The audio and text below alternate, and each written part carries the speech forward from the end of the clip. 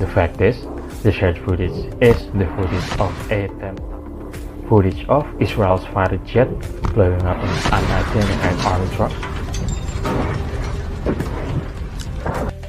Misleading, the shared footage is shared with false context.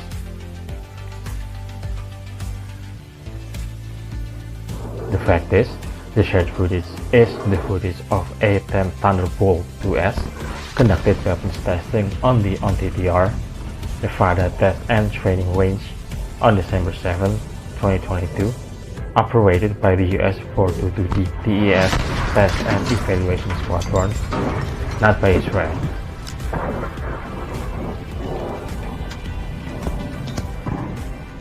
For more, please read the article.